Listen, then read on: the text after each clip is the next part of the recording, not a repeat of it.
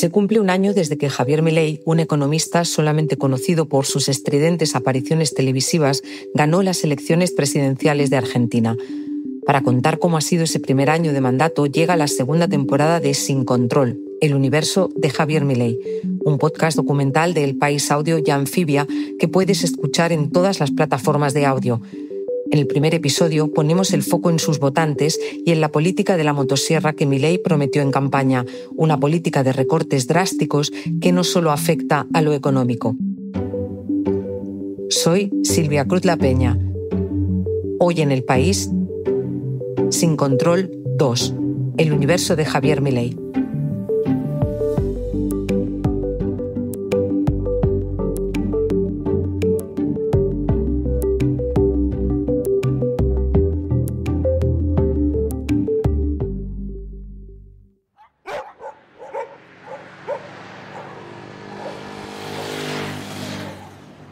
Nos estamos yendo a conocer este nuevo local que se va a abrir para la nueva militancia que se está sumando. Me estoy encontrando que falta un par de metros, ya estoy llegando. Estamos en Quilmes, uno de los municipios más poblados del área metropolitana de Buenos Aires, al sur de la ciudad.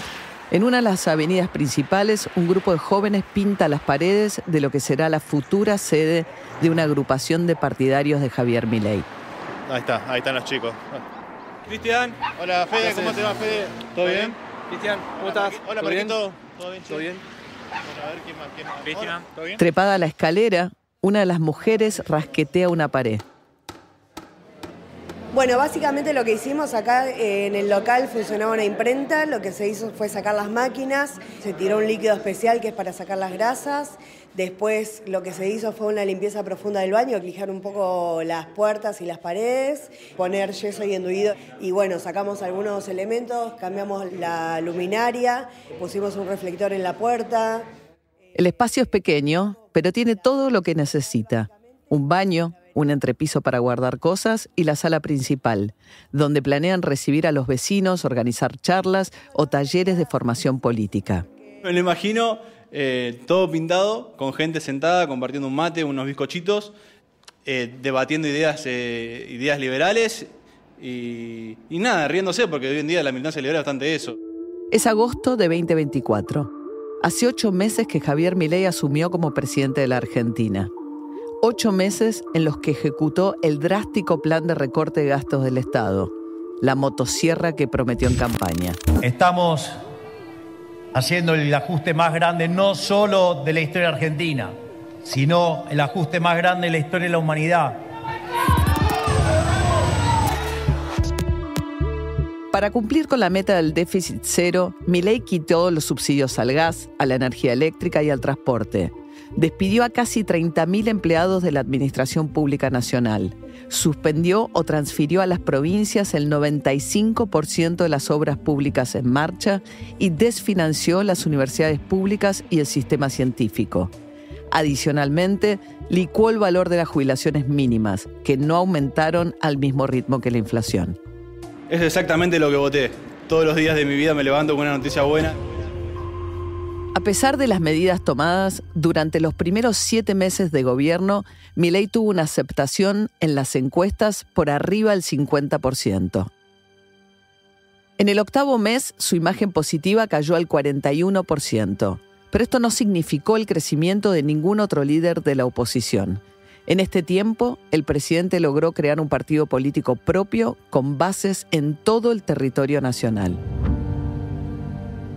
Espacios como la sede de Quilmes fortalecen una militancia libertaria que sueña con ser gobierno por al menos 2 mandatos, 8 años.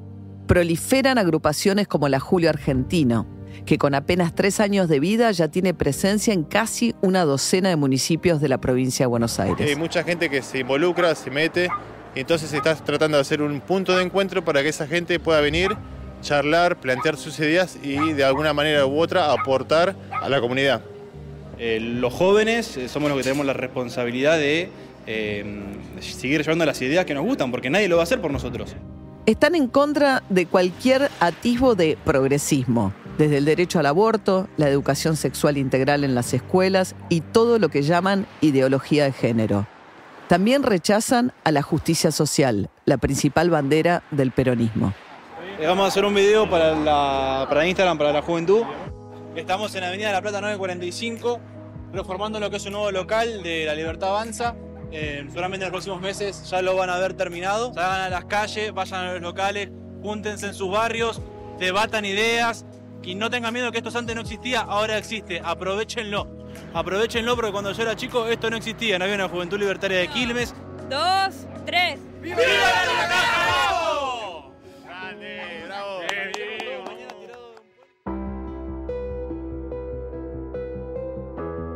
Soy María O'Donnell. Hace justo un año, cuando se emitió la primera temporada de este podcast, no sabíamos si Javier Milei ganaría las elecciones a presidente. Ahora sí. Esta es la segunda temporada de Sin Control, el universo de Javier Milei, un podcast documental del país audio y anfibia en el que queremos contar qué ha pasado en el último año en la Argentina.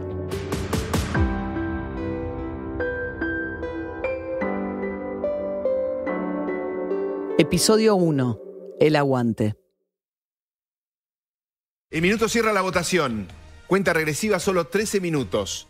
El 19 de noviembre de 2023 fue un día clave en la vida de Javier Milei y de los argentinos. Esa tarde se definía quién sería el próximo presidente del país. El economista de la recién creada Libertad Avanza enfrentaba al candidato peronista Sergio Massa, entonces ministro de Economía. Desde temprano, en los dos búnkers de campaña circulaba la misma información. Milei estaba arrasando en el balotaje. Acá el clima es de esperanza, es de fe, no dejan de cantar. Los más optimistas calculaban unos 6 puntos de diferencia sobre su rival. Se quedaron cortos.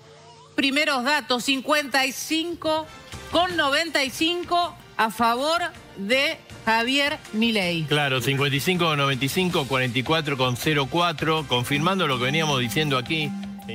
El ascenso político de Milei posiblemente sea uno de los más vertiginosos de la historia argentina. Entre esta escena, la que fue su primera aparición en televisión. Ahora, yo le pido a Javier y a Diego que se presenten, ¿no? Presenten en sociedad. Javier. Bueno, yo soy Javier Milei, soy economista jefe de la Fundación Acordar. Y esta otra escena.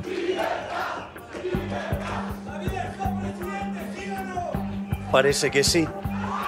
Hay apenas 8 años de diferencia. Milei pasó de ser un economista despeinado que defendía las ideas de la escuela austríaca y se peleaba a los gritos en televisión a ser presidente de la Argentina. Y mira, yo me acuerdo patente, estaba volviendo a mi casa, habíamos salido de las escuelas, todavía no decían la nota. Y pasé por una heladería que tenía en la tele y me asomo y digo, ¿cómo van las elecciones? Les pregunto a la heladería. Va ganando Javier Milei. Yo dije, vamos, dije. Ella es Gala Gardela, camina y habla rápido, como electrizada, atropellando las palabras, con la energía propia de sus 18 años. Desde el 2023 milita con los libertarios. Mientras cursa el primer año de la carrera de Ciencia Política, es la responsable de comunicación y redes en Quilmes de la agrupación La Julio Argentino. Y ahí escucho un audio que me manda una tía mía y me dice, ya está, ya ganamos, ya está, porque los números no dan, qué sé yo. Y a media cuadra que me viene a buscar mi viejo lo encuentro y lo primero que hago es voy y lo abrazo. Era como, no sé, es como, veía una luz al final del túnel tan oscuro que teníamos. Yo lo compararía como cuando Argentina gana la Copa del Mundo. Cristian Gómez es uno de los militantes de mayor edad de este grupo. Tiene 39 años. Vive con su esposa y sus 3 hijos. Durante varios años trabajó en una curtiembre. Traen las pieles de los frigoríficos, se hace un proceso donde se saca el pelo. Hasta que a mediados de este año, cuando se estaban por cumplir los primeros 6 meses del gobierno de Milei, se quedó sin trabajo. Pasó que cambió la forma de trabajo. O sea, ya se dejó de hacer el proceso del cuero, directamente viene el cuero del frigorífico, se sala y se los porta salado. Ahora se las rebusca con changas y trabajos temporales. A Cristian nunca le había interesado la política, pero el año pasado, algunos meses antes de las elecciones, se acercó a la Julio Argentino. La agrupación se llama así en homenaje a Julio Argentino Roca, 2 veces presidente del país, a finales del siglo XIX y comienzos del XX, el tiempo político previo a la introducción del voto universal que Milei añora como el paraíso perdido.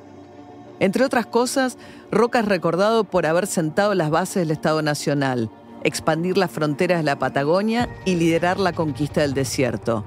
Una serie de campañas militares en las que fueron asesinados y desterrados miles de aborígenes.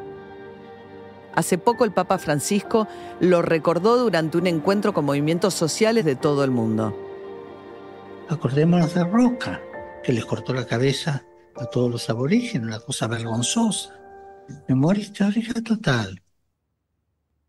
Había que buscar una figura, ¿no? Y en este caso fue la figura de Julio Argentino Roca, que años atrás fue uno de los mejores gobiernos donde la Argentina prosperó y fue uno de los países más productivos del mundo. Hoy Cristian es uno de los principales referentes de la agrupación en Quilmes. Y lloré. O sea, me senté frente a la tele y no podía creer. Y él es Federico Rodríguez, prolijo hasta el detalle. Pelo corto, recién afeitado, la ropa impecable y el abrigo cerrado hasta el cuello. Se me caían las lágrimas y pensaba en ese Fede de 14 años que todos le decían que estaba loco, que cómo carajo te iba a gustar eso. Como para decirlo, bueno, vieron que no era yo solo. Éramos una multitud callada. Hizo falta nada más que una sola persona empiece a gritar y a hacer ruido para que el resto se despierte. Federico es libertario desde antes de la aparición de Milei en la escena pública. Es más, cuando yo descubrí la idea de libertad tenía 13, 14 años y no había nada de liberalismo en Internet. Lo único que había eran clases grabadas de Jesús Huerta de Soto, de la Universidad de Madrid. Jesús Huerta de Soto, economista español, catedrático, empresario de seguros, multimillonario y gurú del anarcocapitalismo ultraliberal. Aún desconocido para el gran público en España, es uno de los maestros de Milei.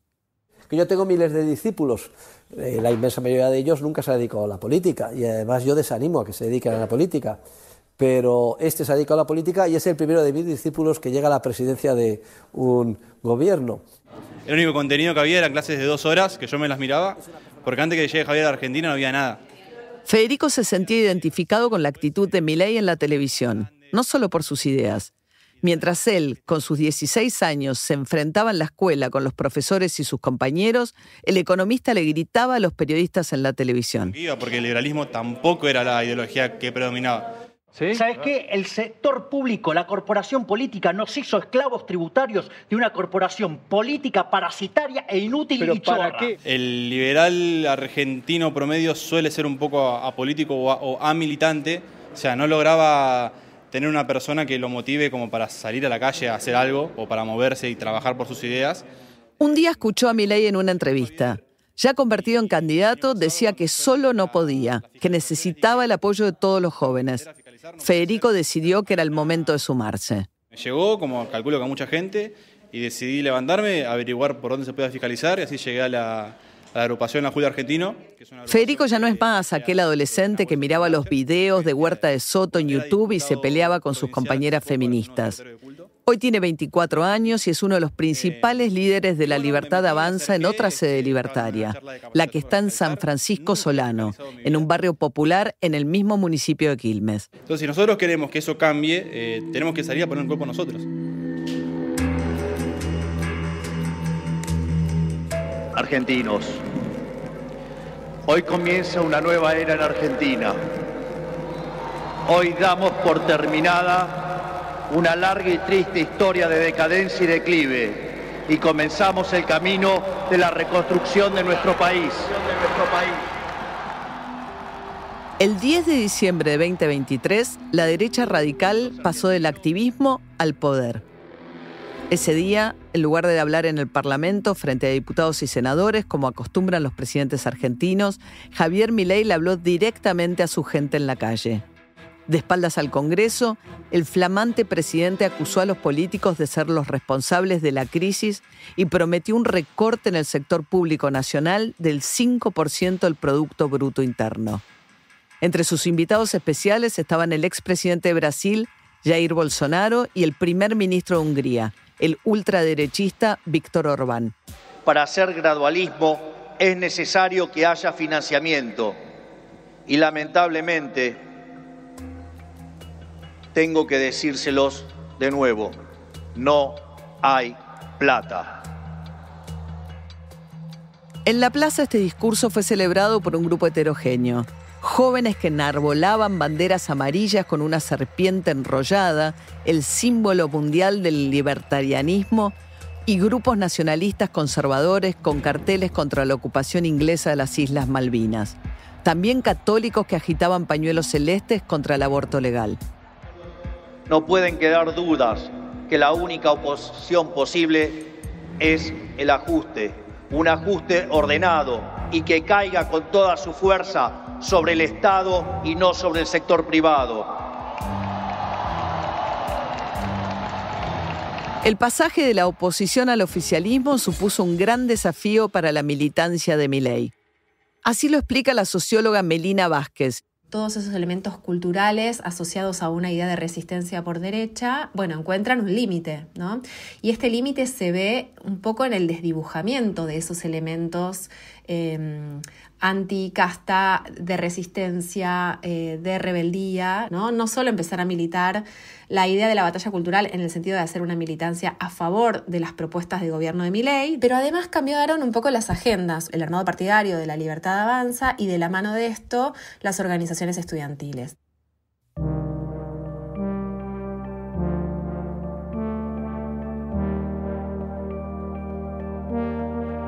Para muchos, Javier Milei representa una ilusión de cambio, de futuro. Tengo mucha esperanza.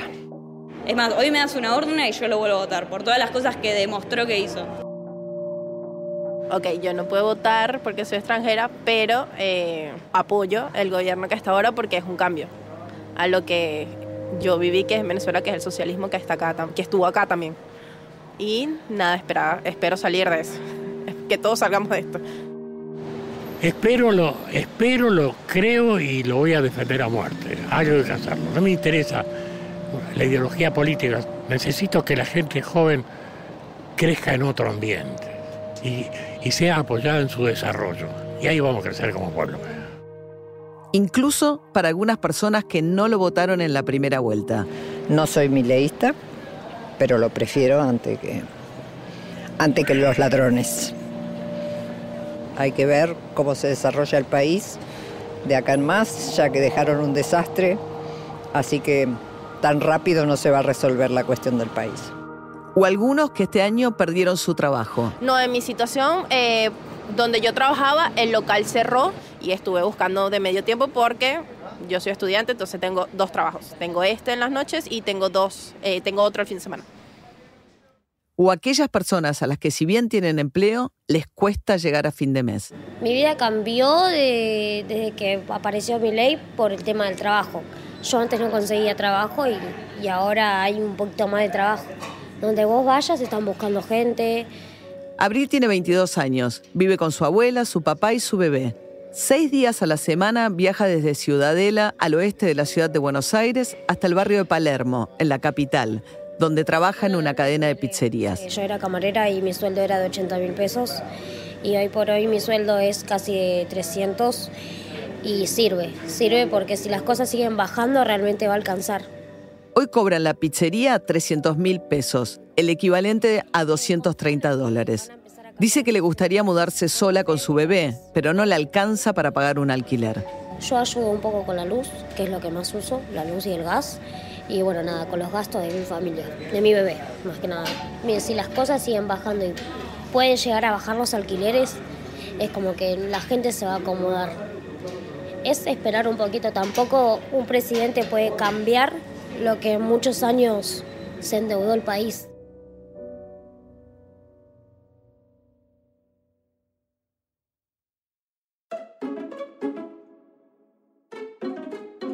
En su primer año de gobierno, Milei hizo muchas de las cosas que en campaña dijo que iba a hacer. La motosierra no para nunca.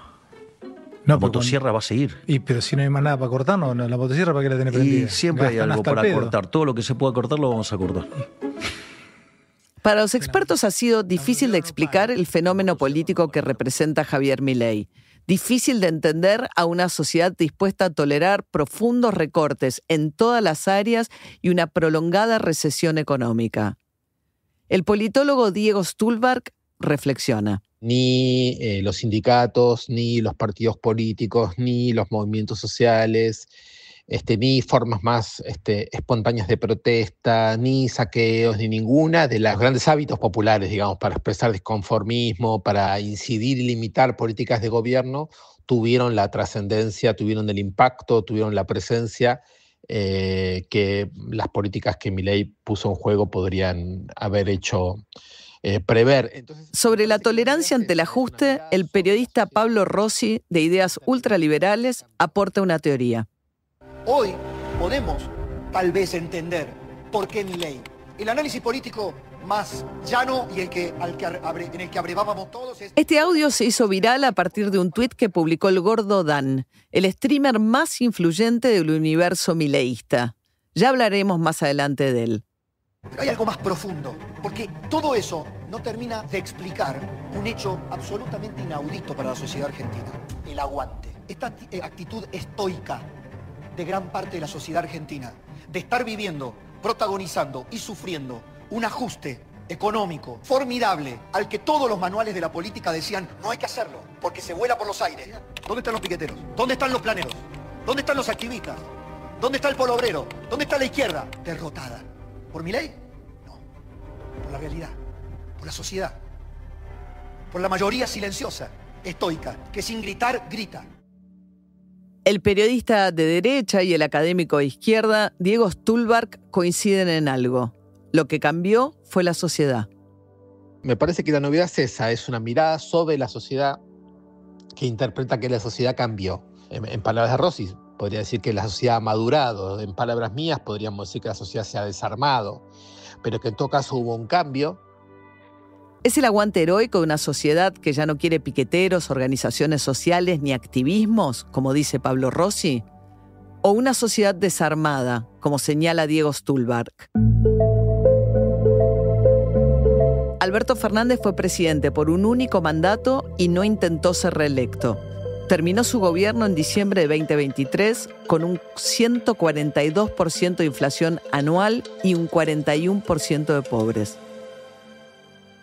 Al poco tiempo fue denunciado en una causa judicial por corrupción en la contratación de seguros durante su gestión y por su pareja, Fabiola Yáñez, por haberla golpeado en reiteradas ocasiones. Fabiola Yáñez tomó la decisión de denunciar a Alberto Fernández por violencia de género. Pensemos en la simetría. Lo que estoy diciendo no es muy antojadizo, ¿no? No, en la simetría de poder. Es el presidente el que estaba involucrado en un día realmente, lamentablemente, de una gran conmoción política. Nunca en la historia argentina hubo una denuncia formal hecha ante la justicia por violencia de género contra un presidente de la República. Se difundieron las fotografías de la expareja del presidente o del expresidente de Argentina, Alberto Fernández. Hay un escándalo en aquella nación. Hoy, casi un año después de haber abandonado el poder, Fernández es el expresidente con peor imagen de la historia. Según un informe de la consultora Poliarquía, tiene una imagen negativa del 92%. Supera incluso al expresidente Fernando de la Rúa, quien hace más de 20 años abandonó la presidencia en helicóptero, en medio de un estallido social y económico en todo el país. La imagen positiva de Fernández es increíblemente baja. Apenas 2 de cada 100 personas aprueban su gestión. El resto no sabe o prefiere no contestar. El fracaso de la experiencia del gobierno de Alberto Fernández con su vice, la expresidenta Cristina Fernández de Kirchner, sumado a las denuncias por violencia de género, profundizaron la crisis política del kirchnerismo y avivaron los enfrentamientos al interior del peronismo, el principal partido opositor. El escenario ideal para Milei, una oposición desmembrada y gran parte de la población ilusionada, mostró una señal de agotamiento en agosto, mes en el que su imagen positiva cayó 9 puntos. Ha hecho su ingreso a este recinto el señor presidente de la Nación, doctor Javier Milei. Otra señal. El domingo 14 de septiembre presentó en el Parlamento el presupuesto para el año 2025. Lo hizo un domingo a la noche y en cadena nacional, lo que obligó a todos los canales de aire a tomar la transmisión oficial. y todos los argentinos que están mirando desde sus casas, buenas noches. Para que nadie compitiera con él, su hermana, Karina Milei, de quien ya hablaremos más adelante, le pidió personalmente a Susana Jiménez, la gran diva de la televisión argentina, que postergara una semana el regreso de su popular programa de televisión a la pantalla. Hoy estamos aquí para presentar un proyecto de presupuesto nacional que va a cambiar para siempre la historia de nuestro país. El resultado no fue el esperado. Cuando arrancó Milei, los canales de aire sumaban, entre todos, 16 puntos de rating en audiencia. Pasaron unos minutos y la sumatoria daba apenas 3.5. En las redes tampoco tuvo la repercusión que habitualmente tienen los mensajes de Milei. No tuvo ni miles de tweets ni reacciones masivas. Diego Stulbarg y Melina Vázquez valoran así lo que sucedió el 14 de septiembre. Hubo lo que se llama un apagón televisivo, pero también en redes, ¿no? Una interrupción por parte de los televidentes y de la gente que consume redes de la atención al gobierno. Entonces, este es un gobierno frágil, ¿no? Y que se sostiene en base a ese tipo de interpretaciones. Y me parece que en este momento está apareciendo con claridad esa dimensión de fragilidad. Que no es algo menor, porque muchas de las personas que se acercaron a la militancia vinculada con el mileísmo conocieron por primera vez a Milei en la televisión o en las redes sociales, ¿no? Entonces, la pérdida de esa imagen a través de redes o de la televisión no es un elemento indiferente para este tipo de activismo.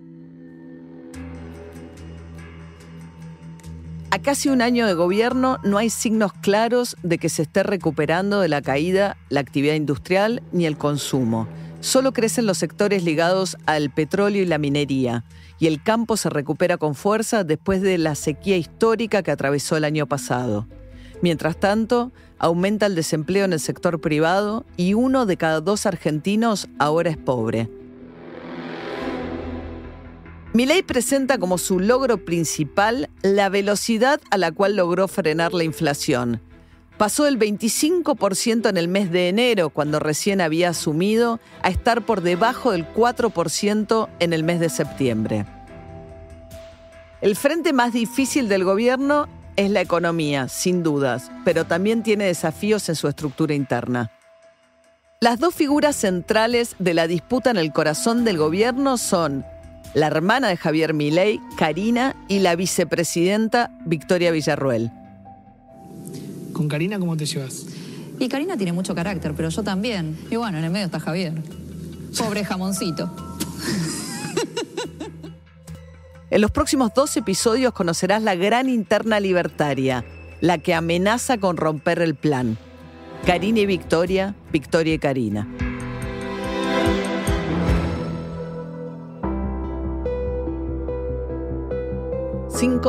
Sin Control es una producción original del País Audio y de Anfibia. Por Anfibia, narración María O'Donnell, producción general Tomás Bisón, guión Sebastián Ortega y Brenda Struminger, producción periodística Pasti Viletti, Brenda Struminger, Sebastián Ortega y Juan González, producción ejecutiva Cristian Alarcón, comunicación Alejandra Torrijos, Rocío Díaz, Patricio Pellegrini y Francesca Cantore, administración Ana Laura Fortusi y Nazarena Rodríguez. Por El País, diseño sonoro Ignacio Ortiz Taboada, arte Fernando Hernández y Ruth Benito, edición Ana Rivera, dirección Silvia Cruz La Peña, producción ejecutiva María Jesús Espinosa de los Monteros.